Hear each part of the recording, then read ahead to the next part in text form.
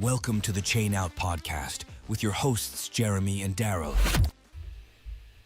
Hey everybody, welcome to Chain Out Podcast, Season 2, Episode 57. I'm Jeremy, and with me across town in that other studio is our good co-host, Daryl. How you doing, buddy? Doing fantastic, Jeremy. We got the weather to thank for that. I couldn't ask you to drive all this way.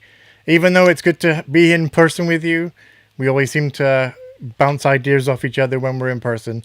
It's almost old school now. We're going back to the way we started. Wicca old school. How have you been?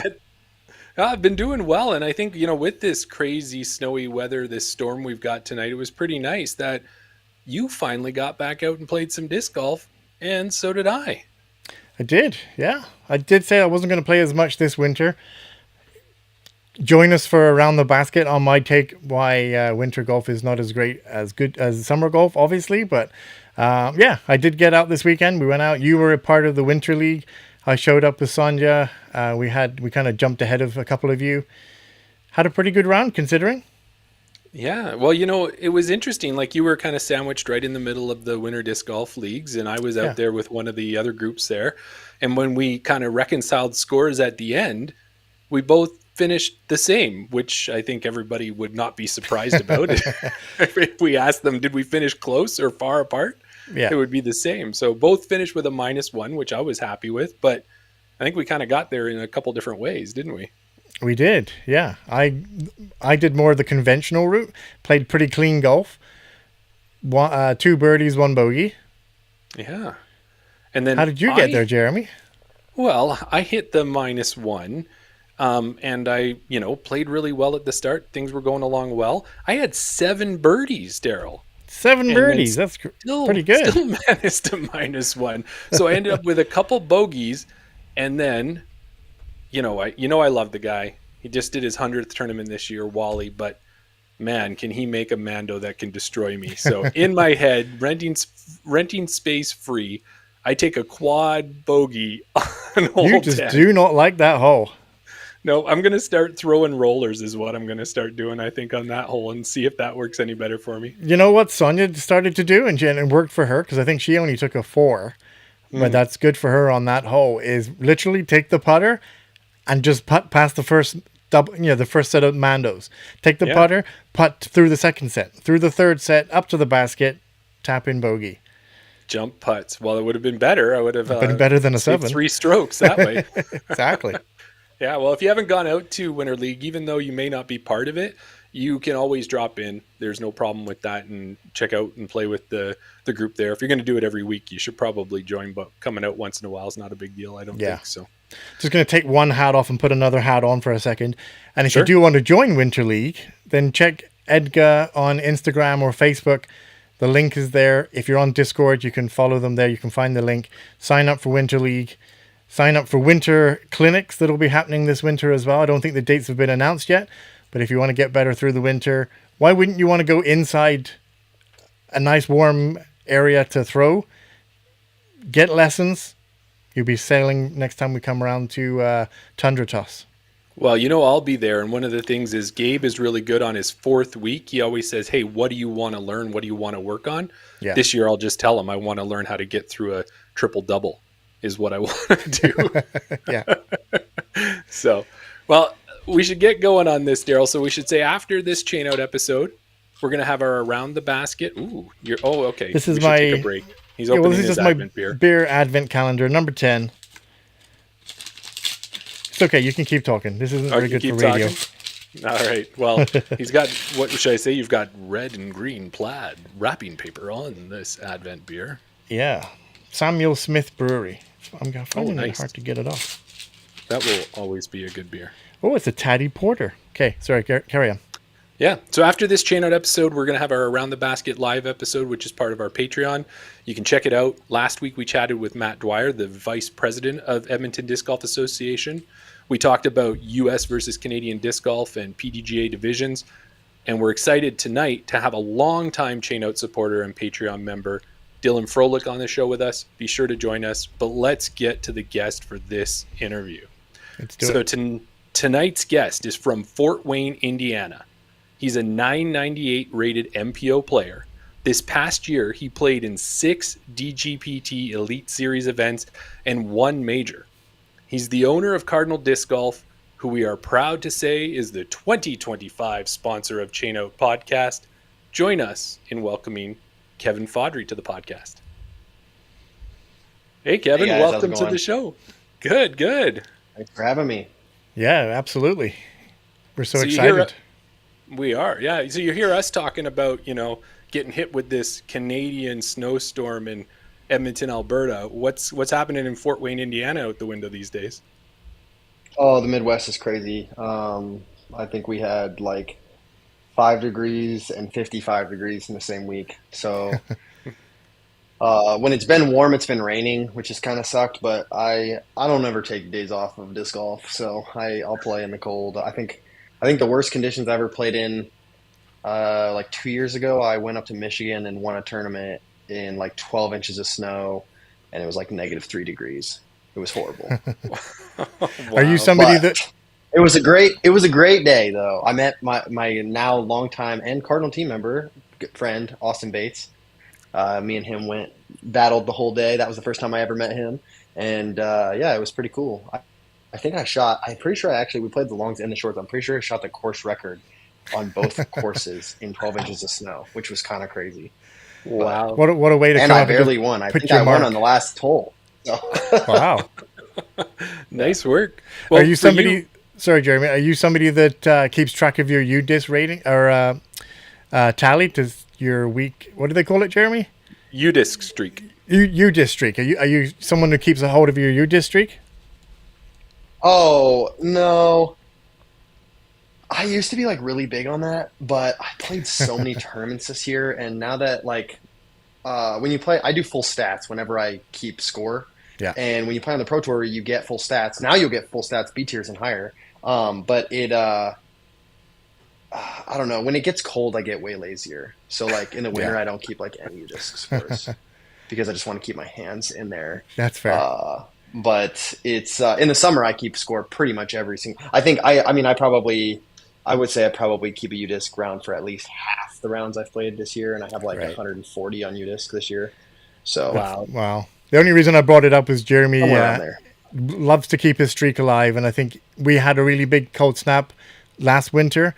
I don't know what temperature it got down to, but Jeremy was out there in a snowmobile suit, gloves, hat, scarf, boots, everything just to keep his streak alive. Yeah. I think the over Thanksgiving we went to Tennessee with some family, and I didn't play any disc golf for the full week. And I think that's the first time I haven't played disc golf in a week in 4 years. Wow. Yeah, that's so I would say my streak is probably realistically very good. fair enough. Yeah. Well, you know what we're going to say, Kevin, too, is that this is another first for us because we do focus a lot on Canadian and try and tie it that way, but we also talk to disc golfers from all over. But you are our first guest from Indiana and maybe our 4th guest from outside of Canada. So I think I said to Daryl, I don't know what he thinks about this, or I kind of put it in my notes, is that maybe we should get one of those maps to put behind me and we can start putting push pins in of where all our guests come from and see how that goes. What do you think, Daryl? Good idea? That would be cool. Yeah, it's a great idea, Jeremy. I think we should do it. All right, there you go. But you're going to say it's got to be behind me, right? Yeah, you keep it at your house. It's not going in the studio. Yeah. There you go. Well, Kevin, on our episodes, when we have a new guest on for the first time, we want to hear how they got into disc golf. But me just asking you straight up, how'd you get into disc golf? That's a little boring. Plus, I want to give you some time to think. So I've kind of created this fantastic story for you based on a movie. Our listeners can guess, what movie am I trying to focus on? And this year, because we're into winter, I've got some Christmas movies. And this is one I forgot all about. So here it goes. Maybe as a kid, one of your family members was a traveling salesperson. They wanted to get you a unique gift for Christmas. During their travels overseas, they stumbled across a Frisbee. It was a special Frisbee with special rules. Don't throw it in direct sunlight. Don't let it come in contact with water. And don't ever throw it after midnight. You, of course, forgot all of these rules and watched as your Frisbees multiplied and turned into far-flying disc golf discs. From that moment on, you were monstrously into disc golf. Now, maybe that's not quite how you got into disc golf, but why don't you tell us? Yeah. I was an ultimate frisbee player before I was a disc golfer.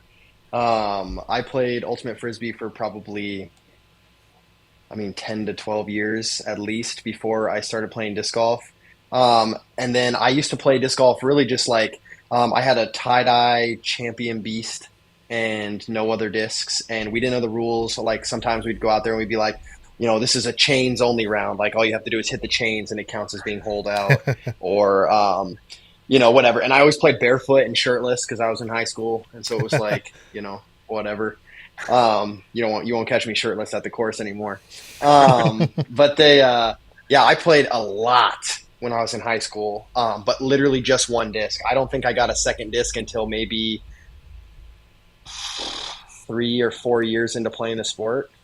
I just played one course right by my house, Shove Park. I'd go out and I'd play 3 rounds in a row, and I just got really good. And I kind of think that like that really contributed to me being good at disc golf was Beast is a very neutral disc, and I just got really good at making that disc do whatever I needed it to do. If I needed it to Anheuser or Heiser, whatever I needed it to do, and I threw a lot of forehands. I was probably I would say a forehand dominant player just because I came from Ultimate and I was a handler, and so I threw a lot of sidearms.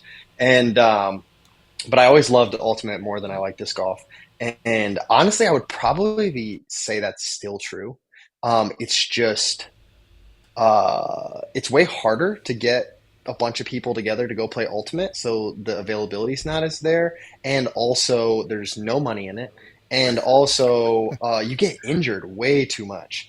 I think like 4 or 5 years I played in this really competitive this league in Fort Wayne. I don't want to call it a rec league because it's so big. There's like 350 plus people that play in it, and I played in it every week, and I mean, I was very good, and I played with guys that play professional ultimate frisbee for years, and I just kept getting hurt every year. I'd always get hurt in some way, rolled ankle, strained something. Never anything like serious, but like just enough that I couldn't do other things, and it started to annoy me. And so I played ultimate all of college, and then I played a little bit of disc golf, but then when I got out of college, I really didn't play disc golf for like 3 years because I got a job as a director of marketing for a large resort company here in the Midwest. And so I was working like every weekend. So I really just played here and there, almost never. And once I left there, I like started playing. And I remember the first time I ever went to a league function or like any kind of organized disc golf, I went with a soft wizard, my champ beast, and a judge. And I was disgusting with that soft wizard, but I went to this like handicap league in our town, and I was like, oh, these guys all have carts and bags. Like, I'm going to get smoked. And I remember we went out there, I shot like 13 down on 18 holes at Shove Park, and I won by like 4 strokes, I think. And I was like, oh, these guys were like, who the heck is this kid with 3 discs? Like, what in the? And I was just like, hey, man, I was like, maybe I'm kind of good at this. I should start playing. And so then I literally just like started like getting pretty into it. And I think like the second tournament I ever played, I won in MA1, and I just really got super into it. I think I qualified for like Indiana States that year, went and played that, got pretty into it. Didn't play very good, but and then I just started playing a lot of disc golf tournaments. It's just like, takes part of my love for ultimate frisbee and then allows me to play it by myself. Mm-hmm. And I've always been a sports person. Like I pretty much enjoy every sport there is. And disc golf is something where I'm like, I can just pick up and go and do it. And I can be competitive regardless of whether or not I have other people to compete against, because I always have myself to compete against. I don't know. I'm just very like intrinsically motivated in sports. And so like beating my past scores is a big thing to me and stuff like that. So, tournaments definitely. Yeah. Once I started getting really into tournaments, casual rounds weren't as fun. They're still good, but like they started to feel more like practice. And so I don't play a lot of solo rounds. If I'm going to play a solo round, I just go do field work. Right. And if I'm going to go do field work, I'll just do putting and field work for an hour and a half, 2 hours, and then I'll just go home. Or if I go out and I play around, like I'll make it very like instructional. So like if I've been struggling with like turnover shots, I'll try to force a turnover shot on every single hole the entire round and see how like under par I can get by just throwing turnover shots the whole round. And that seems to work really well. I mean, I feel like I don't really have a shot in disc golf that I like struggle with. But if I ever feel like one of them is off, I'll just go like grind that shot like nonstop for a week. And then the next tournament, that'll be my best shot. And so that's crazy that so many people have said that they come from ultimate into disc golf. It never seems to be the other way around. No. Well, I think Daryl. There's a lot more running in ultimate. Yeah. It's a young man's game. Disc golf is a bit more refined. It is. Yeah. Yeah, and we've talked about that too, Daryl, is we can see why, because one of the things that happens is, I don't know, when was the last time that you were on a tee pad getting ready to throw a disc golf disc and you had someone like get up in your grill right as you're about to try and throw it? It just doesn't happen. So it's a little less, or if you're jumping in the air that you get knocked out and you twist your knee, you don't really jump in the air too often when you're disc golfing. So I think that's part of it for sure. But Daryl, I was thinking too. I think that side of it really helps with the mental side of disc golf, though. Like being able to perform under pressure. Like disc golf seems very. I always say it all the time. I don't really feel like I feel pressure very often in disc golf, and it's not to say that like I don't recognize the moment or like enjoy the pressure that comes with the sport. But I'm not like, oh my gosh, I'm so nervous about this shot, because there's, like you just said, there's nobody standing in front of me trying to stop me from throwing it. The only person in the way is me. Yeah. So. Yeah, I think that part of it helps in disc golf. Yeah. Well, anything when you've got a competitive background and you've had to have that extreme type of focus to carry that over into disc golf, where, like you said, is you can learn all those shots and have that great skill set and have every tool in the toolbox. But then the last tool is right up here in your head, and you've got to have that one going. And when you've got that going, then I think that's when you really see the big results come out. And I think that's what it is, Daryl. I just haven't done it. There's tons of dudes. I say that all the time. There's guys in our town that are just like, I mean, and everywhere I go when I travel and stuff like that, there's so many players in this world that are so talented, but from here to here, it's just never going to work. And you can just tell. And it's just like, man, like bummer, because you've got it. You're going to always be in your own way. And some people will just never overcome that. And so a player that I always felt like, and again, I know him, so I'm not talking negatively about him, but Calvin Heimberg is always a player I thought that about, because it seemed like for years, Calvin could literally just not win. Mm-hmm. And he was like the best player in the world, but he just couldn't win. Like he couldn't get out of his own way enough to win. Like he'd be in the lead, or he'd come back and he'd have the opportunity to win, and then he would just blow it somehow at the very end in a way that like he could probably stand there and do it 700,000 times with every disc in his bag and never mess it up again. But he just did. And I feel like you saw like last year or 2 years ago when he like got over that.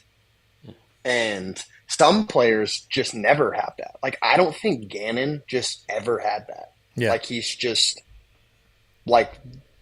the way he operates is so analytical, and like he's a good friend of mine. I talk to him a lot, and everything he does is very analytical. Like even when we play Fortnite, he'll be like, we don't have the health and the guns to take these guys. Get in the car, let's run. Like he just thinks it before it even happens. And it's like, you do that in disc golf, like there's too much OB over here, I'm not gonna throw over there. Yeah, I mean it's smart. Yeah, for sure. Yeah, definitely. That's hilarious. And we do want to get that. We want to continue with your playing history a bit and kind of go through it and just learn more about you as a player. And as you said, you started out in MA1 and that was back in 2020. And one of the things Daryl and I were really trying to figure out, because we think we did it all wrong, because we started 2021, 2022 around there, played a couple tournaments, and started with like an 808 something rating, but somehow you managed to just, get your first rating and start at 957. So I don't know what we were thinking, but how does that kind of thing happen? Do you think that was just all of that ultimate experience and kind of playing as you were younger, as you were talking about, and it just having that one disc didn't make you have to really think too much about the shots because you knew exactly what you could do with that disc? I think a lot of the time people overthink disc selection. I will not be the one to tell you that you don't need a disc because I bag like 32 discs. Shout out Squatch. But I don't throw them all. I bag them all because I would rather have a disc and not need it than need it and not have it. And Right. on top of it, it also kind of goes back to part of the reason why I started playing disc golf a lot was for exercise. And if I'm carrying around 32 discs, I'm getting a lot better exercise than if I'm carrying around 7. It's a good way to look And at it. so, yeah. And so, but I mean, some of the best rounds I've shot in my life.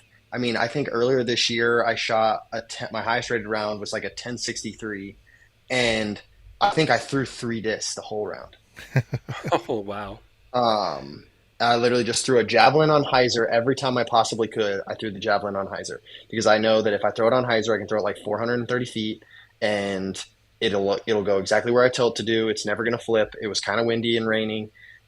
And then the other disc I threw was my Devil Hawk because, again, I knew it's really overstable. I know that if I just slam it on a hyzer, it's going to go on hyzer and go where I tell it to.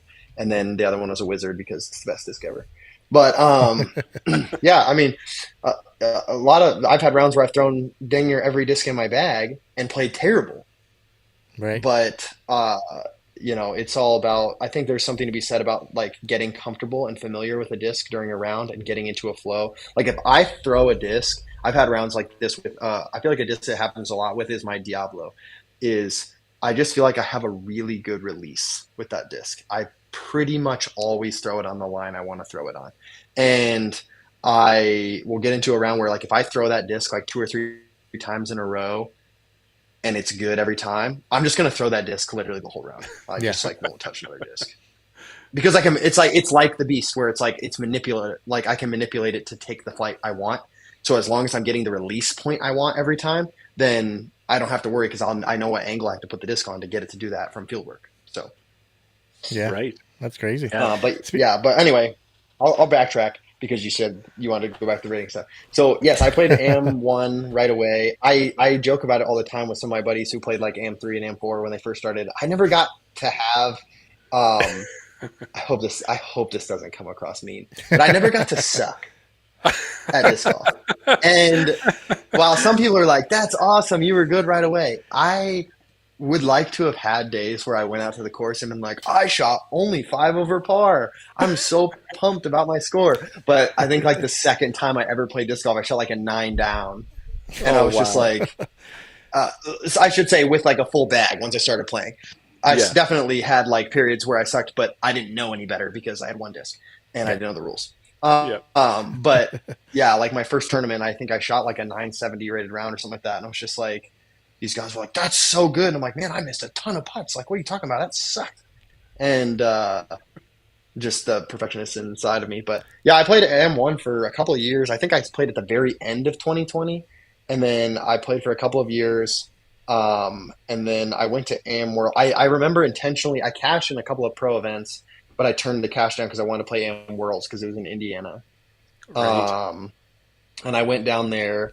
And I remember playing the first round kind of blind, and that was stupid because I was still a noob and I didn't know that you shouldn't play majors blind. And, Apparently that's a thing, yeah. Yeah, and it was really windy, I remember, and the course we played, Princeton Country Club, has like a ton of artificial OB, but it's painted lines, no flags. And so I didn't see them. So I'd like rip a shot like 400 feet and then I'd walk over there and I didn't realize it, but I'm a foot out of bounds because you can't see the line. Right. And so I was like, oh my gosh. So then the second time we came back there, I played considerably better. But I remember like thinking, because I think after round 1, I was in like 170th place maybe out of like 300 something people. And I ended up getting 7th. And I was on Chase Card final round. But I was like, man, if I wouldn't have just totally sucked that first round, I still would have lost because it was the year Paul Kranz absolutely just bent over the field. But I would have played a lot better. I mean, I could have almost guaranteed a podium. But yeah, it was whatever. I mean, I enjoyed it, but right after that, I was like, once I played AM Worlds, I was like, that's the highest level you can play as an AM. I'm good. I'm gonna just go pro. And I went pro like literally like the next event after that. Well, I think I won an MPO and. And I think I saw there too, Kevin, is that in 2022 you jumped up to MPO, and then like you said, is you just play like a machine. Like Daryl and I, we got into I think 8 sanctioned, 10 sanctioned tournaments this year maybe, and then we played some unsanctioned events in that, and we were just like, wow, we did good, we really killed it. And I'm looking, and you played 42 events this year. You still have one more to go, which is the Winter Warriors on December 28th, sponsored by Cardinal, and now your rating is 998. My birthday, and I'm the TD. Oh, nice. And now you're up to 998 as a rating, and you're playing DGPT events, you're playing majors. It's impressive. So looking back at your year here, we saw that you played 6 DGPT events, being the Dynamic Discs Open, Preserve, Des Moines Challenge, Ledgestone, Idlewild, Great Lakes Open, and then you played a major in the PDGA World Championships. Like, where do you get this kind of energy, man? How do you do that? Yeah, I think that I think that I don't give it enough credit, but I work from home and I have most of my career, almost the entire career. And my wife also works from home. And I tell people all the time, if I worked 9 to 5 away from the house, I wouldn't play disc golf the way I do. But I spend more time with my family than anybody else I know that's got a wife and kid at home. And I think that gives me a lot of energy to go out and play, just because I feel like I'm getting fulfilled in that area at home. When I go out, I have time. It's not like I was gone all week and now I'm gone this weekend. Like, that would be hard. I probably wouldn't do it because I would just miss my family. And so those people who have families that go out and tour all year and stuff like that, like, man, I don't know how you do it. It would be draining. I'd do it, but that helps with the energy. I'm also just an insanely energetic person. I always have been. I was the kind of guy in college to like stay up until 4 o'clock in the morning, hanging out with people, and then get up for my 8 a.m. And so, yeah, I don't know. I just don't. It's like funny looking back on my season. Like, yeah, you would think I would be tired, but I wish the season never ended. I'm ready to go, and so. That's why I'm out here hosting tournaments, so I can just play, because nobody else wants to run a tournament on December 28th. I'm just like, sure, I'll run it, whatever it takes. I'll play. Yeah, I can play as well. Yeah. But yeah, no, I mean, yeah, it's tiring for sure. The Disc Golf Pro Tour is exhausting. If you've never been on tour, even for just one event, it's exhausting. I mean, I played 7 Pro Tour events, including the major this year, and I mean, it's not. A lot of people get burnout. You can watch people who are like made for the road and people who are not made for the road. And I hung out with a lot of pros this year that I was like, they're not going to keep doing this because it's just so draining.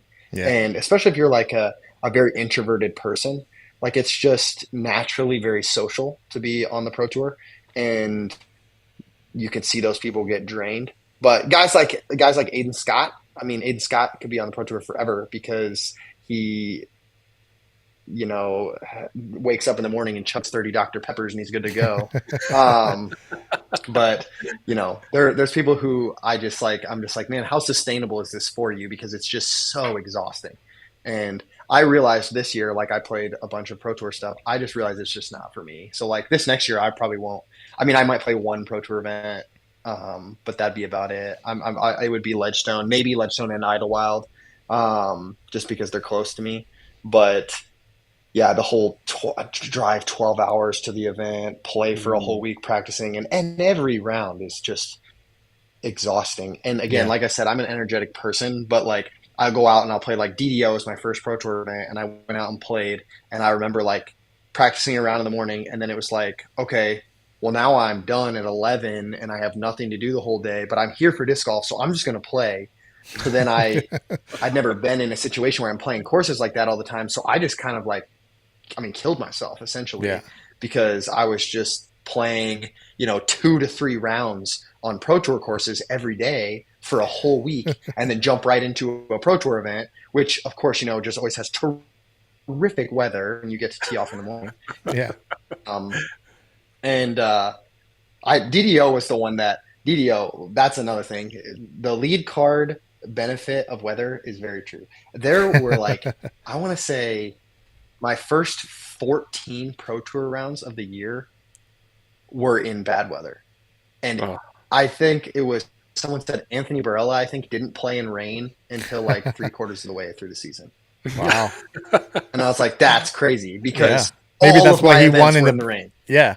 Maybe that's why he won in the beginning of the year. Yeah, but didn't do that's so well. totally why. That's totally why he was going to beat me. Yeah. Well, speaking of DDO, we noticed that was your best finish this year. It was 65th at DDO.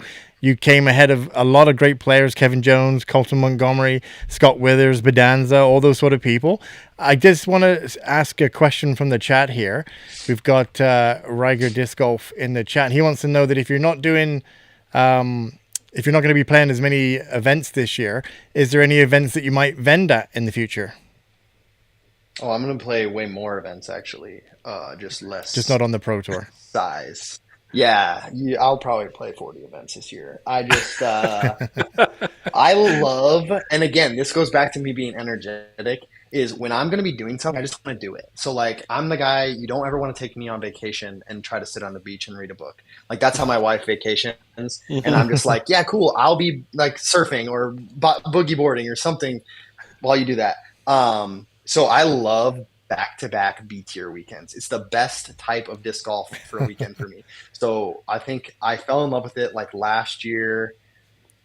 Yeah, last year I went and started playing MPO, and I won the Columbus Open, which was like a really good field. It was like Brad Schick, Nate Hecker, Arlinghouse might have been in there. I can't remember. Multiple Pro Tour players. And I won that one in like 65-mile-per-hour winds. It was literally insane. Whoa. I watched somebody throw a disc, and the disc went 150 feet behind them. No. And it was insane. It's literally insane. And I remember I won that, and then the very next day I drove back from Ohio, and then I drove the next morning. I got up really early, and I drove over to Kokomo, Indiana, which is like an hour and a half away, and I played another tournament. And I remember everybody being like, oh, Kevin just won yesterday. Like, he's probably going to win this one. And I just remember, like, most people would be like, oh, the pressure or whatever. And I was like, yeah, that's right. I am going to win. And I remember I think I averaged like 10.35 or something like that, and I won that tournament in a playoff because I'm stupid. That's my biggest disc golf fail ever. I thought the tournament was on I thought we were on the last hole because they added a temp hole, and I laid up a putt. Oh.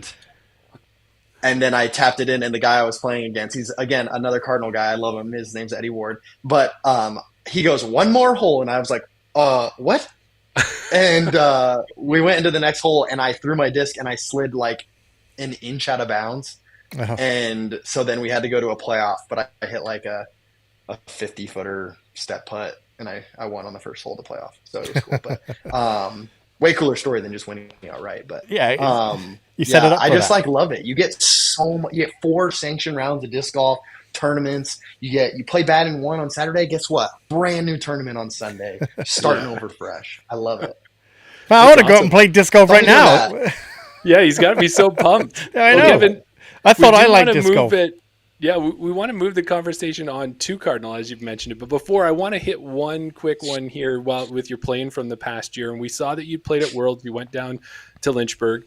And I was looking at your cards in that, and I always like to find Canadian connections. And it looks like your last round, you got to play with one of the big, well-known names out of Ontario in Chris Oslands. Do you remember playing with him, and how was that for you? Okay, so if I played with him final round, that means I played with him at New London, right?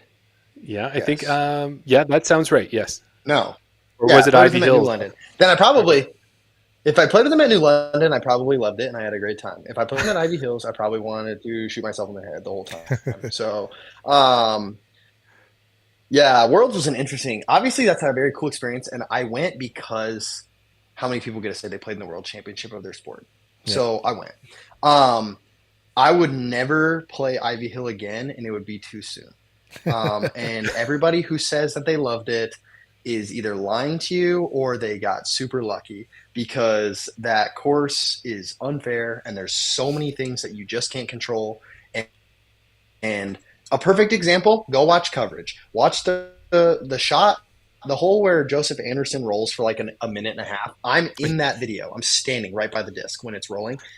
They all landed in the exact same spot They all threw the exact same type of disc and came in on the same angle. Joseph Anderson rolled for a minute and a half, rolled all the way down the hill and back into a perfect spot, and all three of the other guys rolled out of bounds. Right. The other guys did not execute the shot any worse or any better than Joseph, but they got an extra stroke penalty. And there was like 7 or 8 holes at Ivy Hill that did that.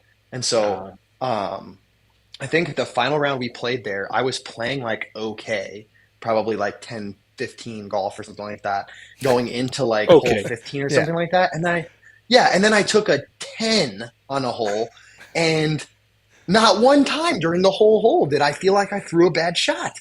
I was like, oh, that's a great shot. Hit a root, rolled 350 feet down the cliff out of bounds. And I'm like, okay. That's not going to happen again. I'll just rethrow from the same spot. So I'm like, I'll throw from the same spot. Throw a shot, land completely different area. Stands up, rolls 350 feet down the hill, out of bounds again. And I'm like, at that point, you're just like, well, okay, here comes a bad round. I felt like that was the story of my Disc Golf Pro Tour season this year, was every single tournament, I think besides Worlds, really every tournament I had the opportunity or was at the cash line and could have cashed, but something bad happened in my final round that kept me from cashing. So like DDO was my best finish, right? I was on the cash line going into my last hole and practicing. I knew that I could eagle the last hole if I threw to the layup zone. And I threw to the layup zone, executed that shot exactly how I wanted. And I mean, I'm pretty sure it's on video. I'm trying to remember who filmed it. Somebody filmed it for us. And I went to go throw. And again, I had played in the morning and it was wet. And when I threw, my feet came out completely from under me, and I threw straight in the middle of the pond. But then I hurt myself. And so then my next like 3 shots, I was like limping my shots. Oh no! And I will never quit disc golf ever. If you DNF for any reason other than a medical necessary thing, you're soft, and you'll never change my mind on that. So I finished the round, but it was like I ended up finishing it like, whatever, still beat some guys. But I mean, I could have, if I hadn't slipped on that shot, I would have cashed. So it was like, or at least had the opportunity to cash, which would have been great because it was my first Pro Tour event of the year. And I was like, okay, this is awesome. But I just, I don't know. Sometimes you got to be lucky to be good. I feel like, yeah, for sure. And again, the better you are, the luckier you get. That's just true. That's it. And a lot of what I say about the Pro Tour is, the guys that throw really far will tell you that you don't have to throw that far to play on tour, but you do. And the reason you have to throw far is you have to be able to throw the distances that they do with slower discs. So I can throw 500 feet on command whenever I need to with a distance driver, but that's a flex. That shot has to flip up or flex or something, right? Mm-hmm. If you do a flip up or a flex, guess what? The fairway's only 40 feet wide. You skip it out of bounds every time. And if you look at it, I bet you if you took away every single OB stroke I took on the Disc Golf Pro Tour this year, I probably averaged a top 15 finish. Right. But I went OB 1,000 times because in order for me to get the distance, I have to throw the disc flat. And we're playing on manicured fairways like at Ivy Hill where it's golf courses. And it's like, oh, great. I threw the shot the way I know how to play disc golf, right? I landed my disc under the basket or 10 feet short of the basket. But normally at my local park course or whatever, an A-tier course, that slides right up to the bucket. But at a golf course, that's shot 35 feet out of bounds or just out of bounds. Because I mean, the tournament that bothered me the most of the whole year was Des Moines because I destroyed that course in practice. Destroyed it. I think my worst round I shot during practice was like 6 down, which like 6 down every round would have been, I don't remember what the final score was, but it would have been like way up there. Mm-hmm. And I remember I shot like a 9 down in my final practice round there, and I was like, geez, go do that and I'll freaking win this tournament. And I think in all of the rounds combined, if I could move my disc 2 inches, I would have shot like 23 strokes better. Wow. Because I had just like, it was like one of those tournaments where I took a picture of my disc with my phone like 6 or 7 times because I was like, that's unbelievable that happened. Yeah. Like the one of them's on video is the island hole that, the hive hole or whatever it is. Mm-hmm. And I threw my blade on a forehand and I was like, oh, that's good. And everyone's cheering as it's going there and it sticks. And I'm like, whoa, what happened? And I stuck into the cord holding the hay bale together. And I was literally dangling in the air on the OB line, but not inbounds. Wow. And so I was like, well, that sucks. And then I threw my shot from the drop zone and I hit the base of it and it stood up and it rolled all the way into the woods, like 50 feet in the woods. I'm like, like, man, if my disc is a quarter of an inch to the right, I'm parked for a birdie, but I took a triple bogey on that hole. Oh, wow. So it's like, I think we could just have another show, Daryl, here where we have Kevin just tell us. I'm loving these stories like that. But Kevin, I think what we got to do is we got to roll it from the disc golf and say, we know you're an amazing disc golfer, and that's just not good enough. So you also had to have an amazing disc golf company in Cardinal Disc Golf. And now I don't have a super fancy story to start us off, like an origin story for Cardinal. But why don't you tell us a bit how Cardinal got started? Because here you go, turning into this great disc golf player, but at the same time, somewhere along the lines, let's just start a disc golf company to go with it. Yeah, Cardinal Disc Golf is a passion, 100% just a passion project. Lane would say the exact same thing, I'll tell you. We started Cardinal Disc Golf because we just love disc golf and we like disc golfers. And again, I'm not trying to bash any company. I think anybody who invests in our sport is awesome. But a lot of disc golf apparel is really ugly. Really ugly. It's way over the top.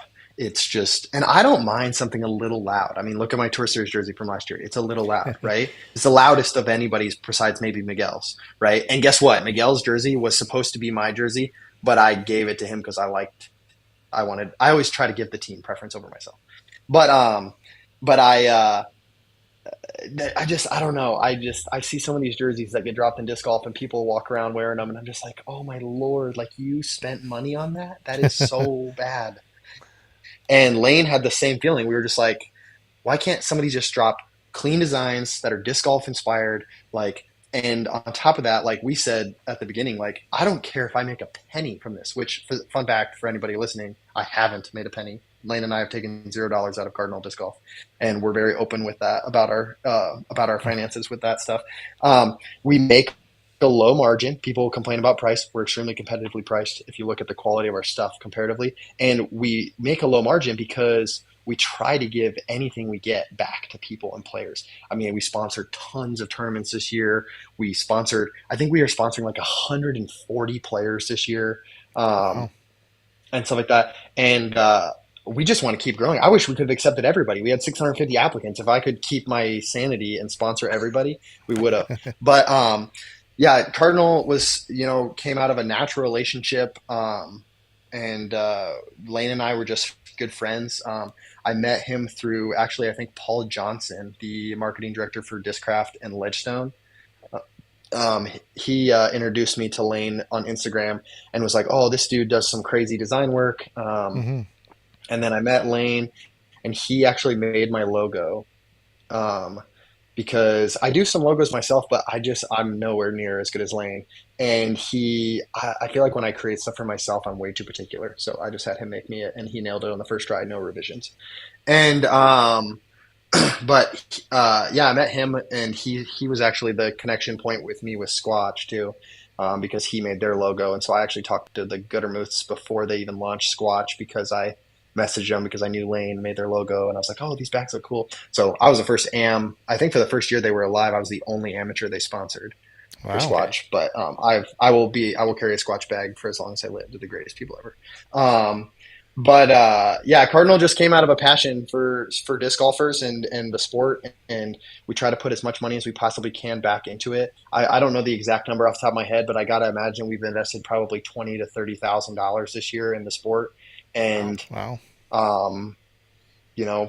Lane and I could obviously just be keeping that, but I want to see it grow, and we are trying to grow naturally. We don't pay for ads. We're not really doing anything like advertising wise. My mindset is just, if I have money to advertise, I'd rather just sponsor more players and give them free gear and stuff like that. And like, I think one of the ways we operate Cardinal is we try to under promise, over deliver in our team stuff, especially. So like a lot of people, like when they first joined our team last year, they would have been like, oh, well, we don't get a bunch of free gear right when we join the team. And we have people that say that.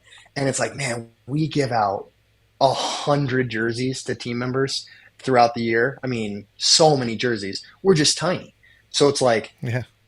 if I give everybody free stuff, it's probably coming out of my pocket because we just don't have the capital for it, right? And we could, again, if we weren't investing in everything else. But like, I mean, I've sponsored like pretty much every tournament in my area we've played this whole year, and whether that's just donating prizes or actually putting up added cash or whatever it is, and we just want to keep doing that. So yeah, if you've never heard of us, check us out. Our designs are cool. Lane kills it on the designs. I try to keep all of the business stuff to me so that he can stay focused on designing and not have to worry about it. And then it's just cool. I mean, if you think about it, it's such a cool idea because in apparel we can be very like separated from manufacturers, right? We don't have to be tied to a manufacturer because we're not doing discs and stuff like that. And then, but on top of that, it's like, what a cool world. Cause like Lane is like one of the head marketing guys and creative guys at Prodigy. Yeah. And I'm now the director of marketing for Gateway. And so it's like, and on top of that, we sponsor players for MVP, Discraft, Discmania, Innova. Like we sponsor all kinds of everybody. And the whole point of that is like, we've had opportunities to grow Cardinal financially for us that we've turned down because we want to keep it a brand for the players versus a brand for us. Yeah. And so if we signed up and started doing all of the gear for one brand and we didn't make it for anybody else, we could probably make more money than we're making now. But then I would have to tell players I can't sponsor them, and I like to sponsor players when I like them. Yeah. Right. Well, I got a question from the chat, Jeremy. I know we're going to get to it in a second, but Riger Disc Golf has asked it. Oh, yes. Why a Cardinal? Why not a bald eagle or something else? Where did the Cardinal come from? It's a very simple thing. The Cardinal is the state bird of 7 states. Oh. It's one of the most searched birds. You would not believe how many people on their applications tell us, oh, well, it's my state bird, so that's why I want to represent you guys. Yeah. And it's like, well, yeah, it's a state bird of 7 states. And on top of that, red is a classic color. It goes well with most other things. And also, Lane made it and showed it to me, and I was like, yep, let's do it. There was no back and forth. There was no deciding. So did you the idea for Cardinal actually came out of somebody ripping us off our designs. So we had a group chat with like all of the designers in disc golf, like anybody who's making graphics for players and stuff like that. There's like 10 of us in there, and some guy, he'll remain nameless, but he was going around and jacking everybody's designs, just straight ripping off our designs. And we were all like, what in the world, dude? Like you got to at least change something. Like, straight up stealing our stuff. And the guy was like, oh man, it's freedom of creativity and I can use inspiration. It's like, okay, like whatever. So we all blocked this person. And so he couldn't steal from us. And I was like, well, that's a fail because we're all in a conversation together.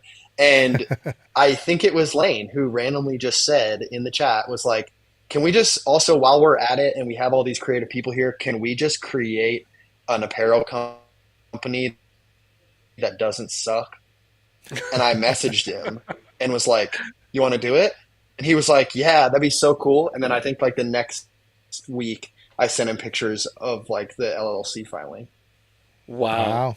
And so he was like, oh, he's like, you mean like now? And I was like, yeah, let's just do it. Why not? Like, who cares? Like, don't put things off. Do it right now. Let's just do it for fun. And if all I got out of it was cool gear for me to wear, good as me. So the actual Cardinal and the design wasn't from you? Yeah. Like that's all 100% Lane? No, that's all Lane. Yeah, 100%. I'll give Lane credit all day, every day. I think he's the most artistic person I've ever met in my entire absolutely. Life. And also, on top of that, fun fact, Lane and I have never met. Oh, wow. Never met in person. Wow. We live on completely opposite sides of, I mean, he lives all the way up over Oregon, and I live all the way over here on the Midwest side, and we've never met. We've only talked on FaceTime probably 10 times. We just talk on the phone, and we text each other, and we're just extremely agreeable. I think we've maybe disagreed on like 2 things ever. And, I mean, the whole thing is just so harmonious that it was just meant to be. I mean, obviously there's things that come up that we like have to discuss and things like that, players or things like that. But I mean, pretty much any time one of us has a strong opinion about it, the other person just agrees with it. And so, yeah, it's been great, and I love it. And we really just kind of were like, hey, let's do it. And then we just did it, and it worked out pretty good. And I think, you know, we're growing at the rate we want to. We could probably grow faster if we wanted to, but we just really, like, again, we both have jobs outside of this, and if I was taking all the money out of it, sure, maybe I'd be wanting to grow it faster. But I think the way we're growing it is true to the sport and true to the desire we have for it. And one of the big things that we want out of the brand came from that creatives group is we want to give players who maybe they're not a 990 plus player, right? But they contribute to the sport in other ways. So like a good example of that is Kelly Babber, right? And Cobb is like an insane designer. I guarantee everybody listening to this has a stamp of his in their bag, right? Because he does so many of them. And he's not good enough at disc golf to get a Tour Series jersey from somebody, right? But if we have the capability and the ability to give him that opportunity to make money himself from disc golf, he has done so much for the sport that I want to give him that opportunity. So by being the owners, we can decide who gets to be considered valuable, and people who bring in value to the sport outside of just playing, those people should be recognized. And that's one of the main things we love doing. And a lot of the reasons why we operate the way we do, because like we could drastically increase our margins and our profit if we did wholesale. Like we just bought everything in bulk and we, you know, when it's sold out and too bad. Right. But we operate on a dropship model. And some people were like, I think we got roasted on Reddit a couple weeks ago. Someone was saying like, that's so lazy. The only reason we do it is because if we did it another way, we couldn't sponsor all these players. Right. Right. So like, yeah, it's going to take 4 to 8 weeks for your gear to show up. But if it showed up in 2 weeks, guess what? We'd sponsor 3 players versus 140. Yeah. Right. And so to us, the whole idea of starting Cardinal was to sponsor and to care about disc golfers. So we want to keep that model going as long as we possibly can, because otherwise the capital investments and the overhead and everything like that takes over and becomes the priority of, well, can we sustain it? And then the answer is probably not, because most companies, especially apparel, fail because of overhead costs. Mm-hmm. And so, yeah, I don't know the way we do it. And on top of that too, like, I mean, I've got Trash Panda on my thing. Like we're trying to be like, you know, conscious. And if I run 100 jerseys and we only sell 50 of them, where are those other ones going to go? Right. This allows us to only create things when somebody wants it. It's, you know, it's just good for it's good for everything, the environment and the player sponsorship side of it. And on top of that, like we can pump out, we're only limited by our own creativity. So like we have like 50 jersey designs on our website right now and a bunch coming in the new year. Keep your eye out for that. And they're insane. And we couldn't do that. Again, if we had to buy them all in advance, we could have like 3 designs each drop and they'd be, you know, we'd have to keep them to very popular colors. We wouldn't allow people to have creativity on their choices because we'd have to make sure they sell through. And so, yeah, there's a lot of reasons to it, but I hope, and I feel like disc golfers understand it when we tell them like, hey, it's going to take this long to get your stuff. Here's why. People are always like, oh, that's awesome. No worries. But yeah, we try to make it evident on our website, but I'll tell you how many emails I answer a week about, I ordered my jersey yesterday. Why isn't it here? And I'm like, oh man, you're going to be really disappointed. Yeah. Oh, well, Kevin, you know what? We were already excited to be part of the 2025 Crimson team, but now that you've told us all this, it's just getting me even more jazzed. And one of the things that got me excited, obviously you mentioned Miguel. I've got the Miguel Alvarado jersey on, my first Cardinal jersey. It's amazing. We've met him. We've had him on the podcast.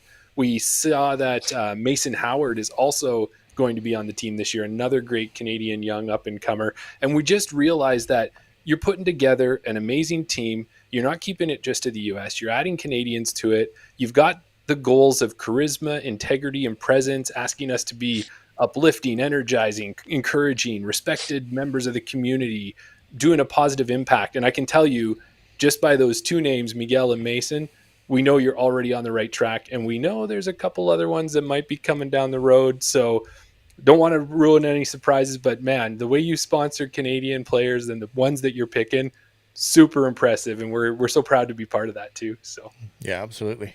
Yeah, that's awesome, guys, and we're stoked to have you guys. And like I said too, like I will never try to take credit for anything anybody else does. And every Canadian we sponsor, pretty much every single one is all in. I tell gotcha. them, hey, dude, you're in charge. Like I'm the team guy and I run the team and all that stuff. But if you're from Canada, and a lot of the times, like when I was going through, I read every single application that came through personally, and that was a lot for the record. Oh, I bet. And when they came through, I remember talking to Emily Dale about it because she was the co-captain for Discraft Underground. She's like, "You're doing this by yourself?" She's like, "Oh my gosh!" She's like, "Let me know if you need help." I was like, "Nah, it's cool. I if I'm gonna sponsor somebody, I want to know."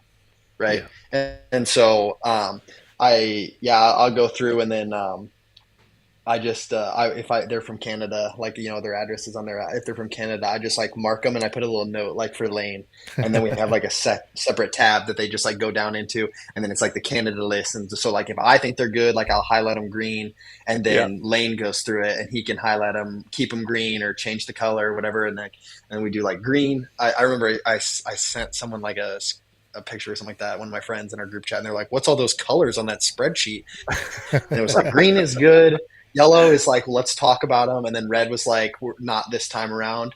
Right. And it was like a rainbow all over my sheet because we're just going through. And again, like, it's so tough. Like I said, like there's hundreds, and no understatement, hundreds of players I wish I could have sponsored, but we just, I have to respect our time and our energy. We're happy that we turned out to be double green then, Jeremy. Yes, exactly. You guys are awesome. We got the double green. Yeah. Well, and we look at it too, Kevin, you say, okay, playing so many disc golf tournaments, playing at a pro level, running a great apparel company in Cardinal, that just wasn't enough. You didn't have enough to do. So now you've taken on a new role with Gateway Discs. Tell us all about that. I think Indiana must have like 30 hours in a day, because I don't know how you squeeze all this stuff in. Yeah, we joke about it all the time that I don't like to just sit around. I just like to be doing something. And I think it's like an age old thing that like, if you love what you're doing, you're not working. And I really do enjoy like most of the things I do. I own another company, Heiser Marketing. I don't advertise it because I don't need more clients. Most of the time, but some of that I work like before I worked here, I was the head of marketing for a DSO, and I worked in like private dental, and working in corporate marketing made me quickly realize that like I just like care about people too much to just not like, I don't know, marketing is like so much lying. And I just don't operate in that way. And so it's very interesting that I ended up in marketing, because it's a very conflicting field with how I like to operate, because I try to be 100% honest with people always. And if I can tell you that something is good and it's not, then what's stopping me from lying in other aspects of my life, right? And so one of the ways that I like to operate is I only work with companies that I truly believe are great. And so like Squatch Disc Golf, I fully believe they have the best bags in disc golf, and I don't even think it's close. And people will come in and say pound, and I'll tell you that you enjoy spending $200 more for the same or worse bag. And then with Gateway, like I was on Prodigy last year, and again, no disrespect to Prodigy because I really enjoy. Honestly, I think they get way too much negative publicity for how good the people there truly are. But I remember I had my first conversation with Dave. He called me in the middle of the national championship game for Michigan, and I'm a Michigan fan, so I was watching Michigan play the national title game, and I was like, what in the world? This phone number's calling me, and I just answered it, and I talked to him on the phone for 2 hours, which is actually a short phone call with Dave McCormick, if you've ever been on the phone with him. And I remember just like talking to him, I'm like, man, like Dave is so not a business, and he would be the first person to tell you this. He's not a business person. but he knows disc golf better than anybody on this planet, probably. And the passion he has for it, and the passion he has for the people. And I mean, even going through this team stuff, like I'm helping them restructure some of the team stuff because just everybody in the industry is pulling back. But I'm just helping them restructure this team stuff. And Dave is just like, he's so generous. He's like trying to find ways to give people as much as he possibly can, even if that means that he makes almost nothing. And I just like, people that operate that way are so rare in this world that when I find people like that, I just want to help them. And so Lane is like that. Lane would give you the shirt off his back, and I've never even met him, and I can tell you that. And Dave is like that. The gutter moose are like that. I mean, and just the best kind of people. And even companies like I'm not going to be working with Great Lakes this year, right, on the sponsorship side. Yeah. Part of that is just because I want to be able to collaborate with a lot of retailers as the head of marketing for Gateway, right? And I don't want to be tied down. That doesn't change the fact that Shea Abdi is the nicest person ever. He runs phenomenal tournaments, and I'll support him for the rest of my life, right? Yeah. And it's the same goes for everybody. I mean, T-Box socks is a great example, right? And like I don't have to have my socks for free, right? I can get my socks if I want to. But I just like love the people behind the company because they're such genuine and loving people to the community that I just want to find ways that I can support them. And so that's how I approach disc golf in general. I just try to find people that are doing good things and figure out ways to amplify their voice rather than insert my own. Yeah, well, and you can see that relationship. Like, we're just feeling that energy from you, and all of those companies that you've worked with or have been sponsored by, we know those are quality companies, and it's just great to see that part of it.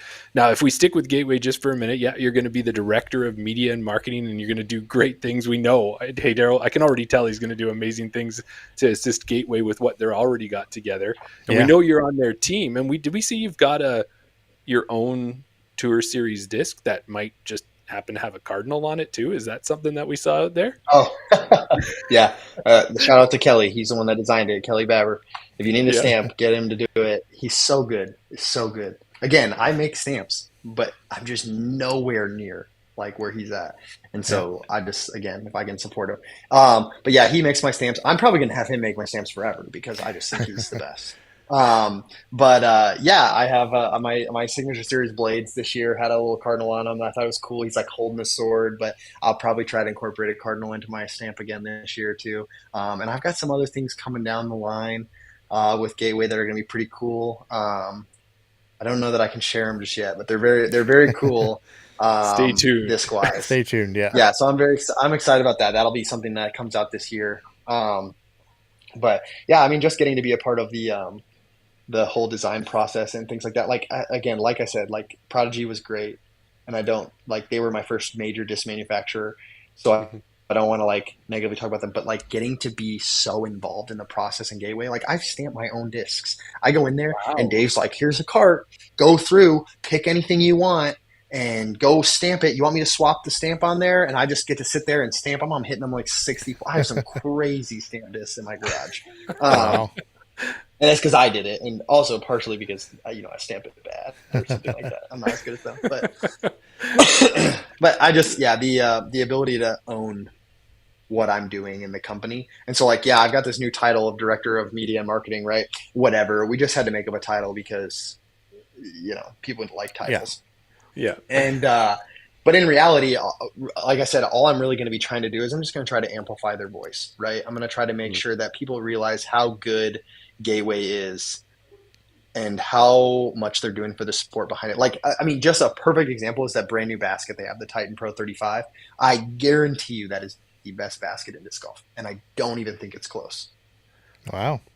But how many people know about it because it doesn't say Innova on it or Discraft on it, or you know what I mean? Like, it's a small brand, so they don't know. But I guarantee you, every single person in the world, if you were blind test and no brands were on it, and you tried every basket, that's the best basket in the world. I stood there for 30 minutes ripping drivers full speed into that thing from 20 feet, not a single spit out. Thing's incredible. Okay, I'll buy one. Yes. Yeah. You sold me. I was going to say, people may not know about them now, Daryl, but they're going to know about them. Give them a few months. Kevin's going to make sure that we know about them. So. I got to jump over. I think Eagles Crossing is putting in all 36 holes are getting Titan Pro 35s. So, sweet. Did you As have if something that to course do with that? wasn't already sick enough. No, Dave's the one that designed that course. He put that in all on his own. Oh, there you go. Then I got to jump into the chat real quick because we've had so many great comments, and they're all kind of along the same lines here. We got that's Mason Howard loves the Canadian picks. Of course he would. Yeah, Rieger. Can he bottle that up and share it? Where else are we here? We got Dylan. We got my Sam mom's in the here. This is terrifying. I'm exhausted just listening to all the stuff that he does. I need about 3 gallons of coffee a day. Somebody here who you might recognize, Kevin, also said, FYI, he doesn't even drink coffee, just energy all the time. And that's obviously from Colleen. Dylan also, I love the energy. I wish I even had a tenth of it. It's amazing everything you're doing. Everyone's loving it in the chat here. Speaking about your discs, there's one thing I watched one of your videos on your Instagram and your stamped disc there that you had some for sale. One thing that stood out to me was that you had a stamp on a disc. I don't know I wanted to know if you bagged this disc because there's only one other person that I know that I've ever seen that has had one of these discs, and that's the Stego. Do you bag a Stego? Oh yeah, So again, I'll tell you this: in 7 Pro Tour events, I think I threw an approach disc like 8 times. Okay. You throw fairway drivers, mids, and drivers because the courses are long. Anthony Brella throws Luna everywhere, of course, because he goes to 600 feet. But for normal people, humans, we have to throw drivers. And so most of the year, I didn't really have a use for an approach disc like that. But I'll tell you what, you want to go play me on your local dink and dunk with, I'll leave my bag in the car and I'll come mess you up with a Stego because that disc is awesome.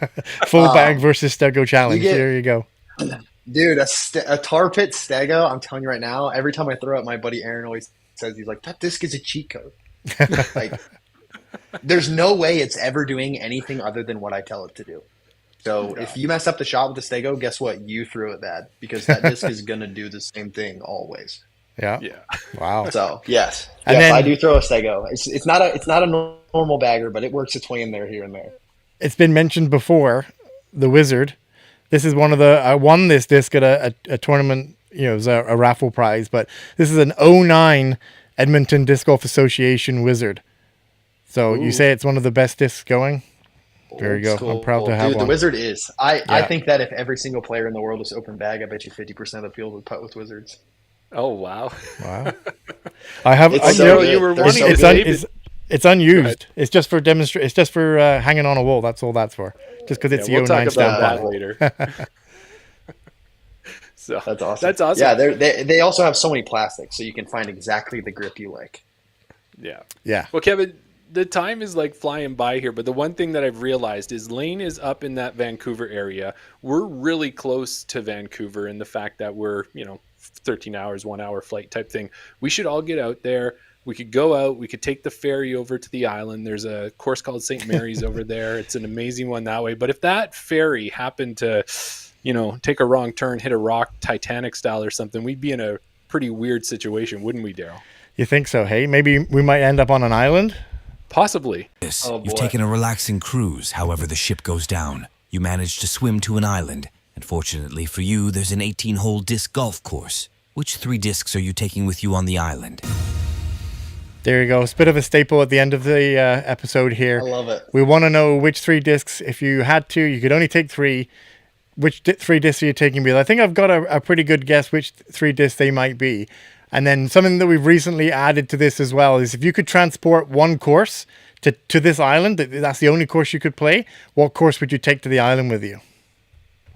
Oh, man. Oh, I've played a lot of courses. I don't remember the number. I think I've played close to, probably over 200 courses now. Wow. I would say my favorite course is going to be so lame because it just is. Is it going to be a local dink and dunk? It's Maple Hill. It's so good. It's just so good. I think that when people hype stuff up, I'm always ready to get let down. And Maple Hill lives up to every bit of the hype. That course is so sick. Wow. But in order to pick one that's not one that everybody else picks, I'm going to say Bald Mountain in Michigan.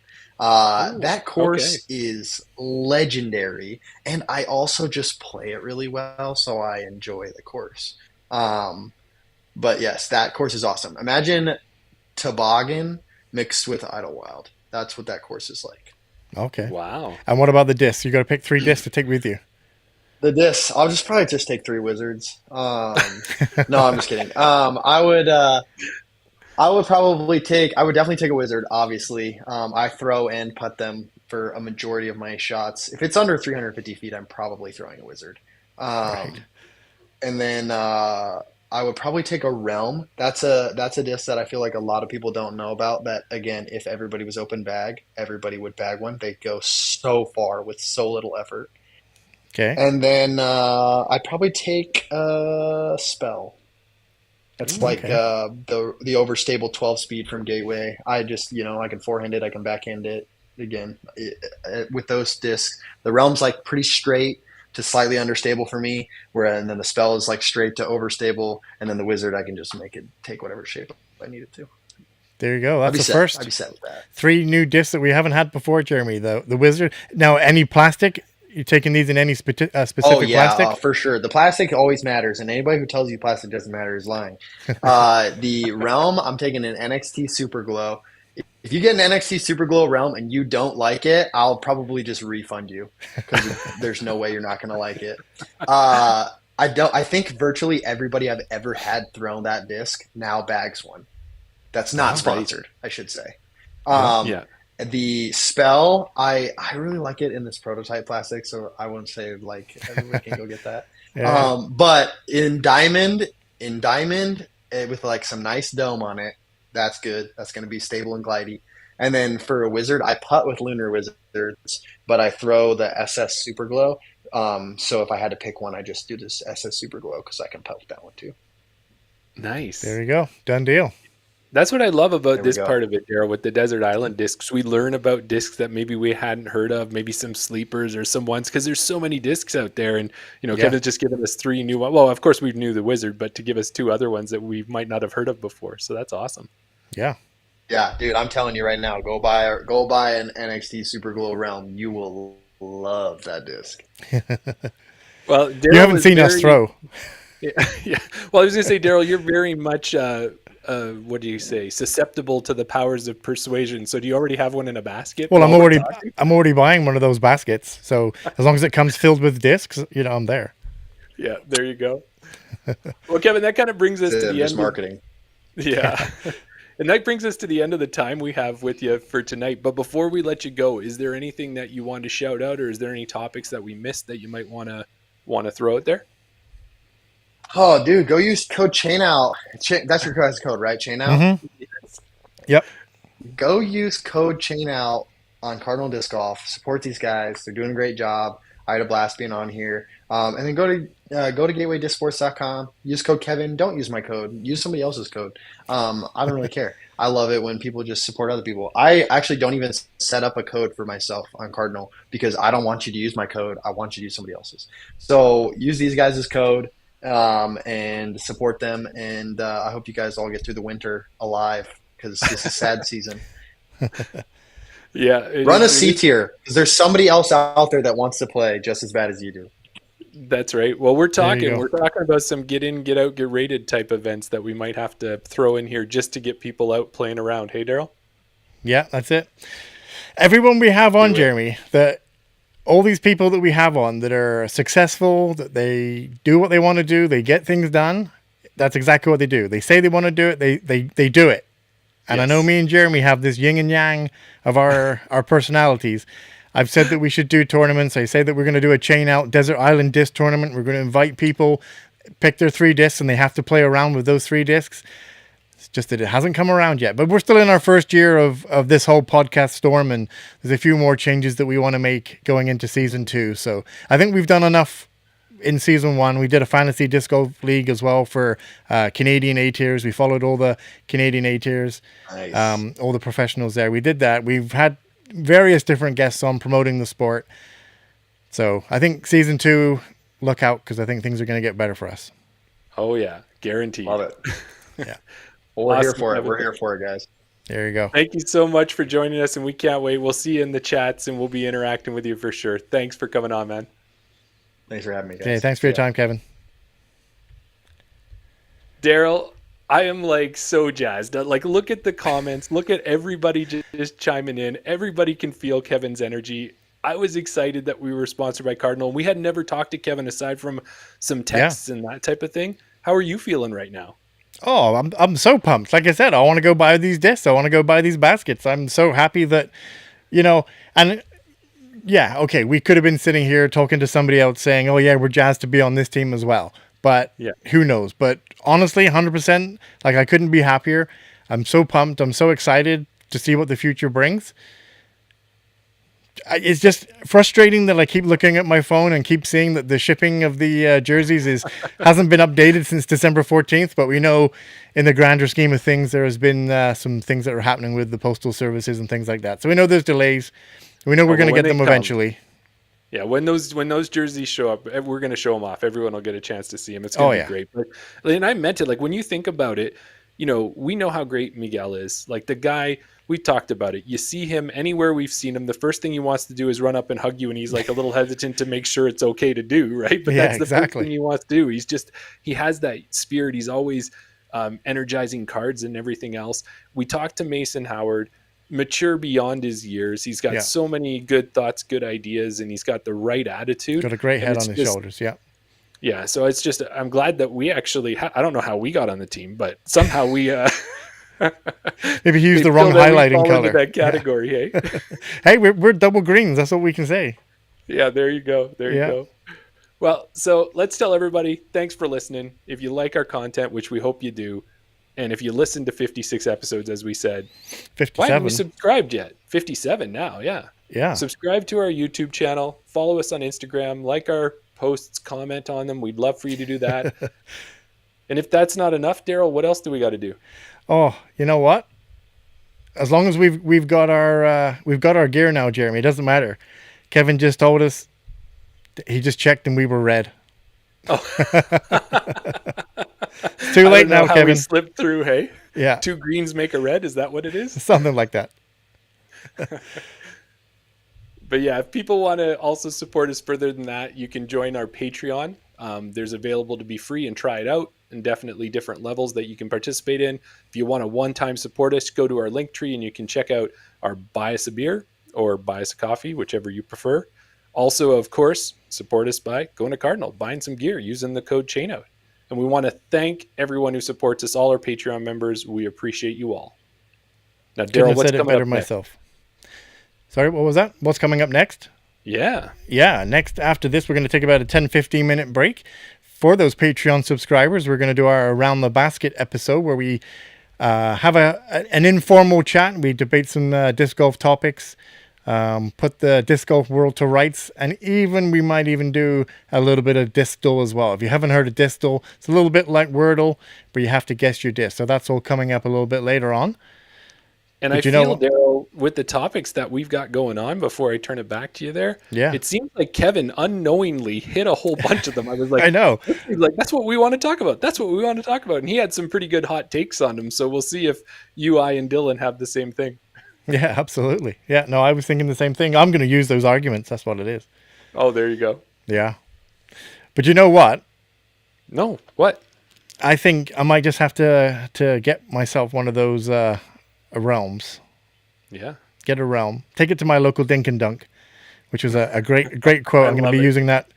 Everybody in the chat loved that. I'm going to take it to one of my local Dink and Dunk courses. I'm going to take up that disc, and like Kevin said, I can just put it on any angle and it'll hold the angle. I'm going to throw it right towards the basket. Yeah. It's going to glide for days. Right. It's going to come crashing into those chains. And there's one thing that it's never going to do. Oh, of course. It could never do it. It's a realm. Why would it do it? It could not do it. It would never.